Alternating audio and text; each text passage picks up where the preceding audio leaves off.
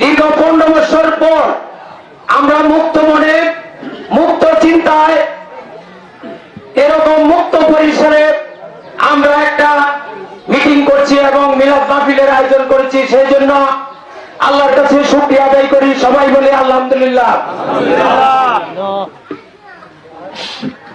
বন্ধুগণ, বৈষম্য বিরোধী ছাত্ররাই শুধু এই স্বৈরাচারের পতন ঘটিয়েছে, এটা সঠিক না।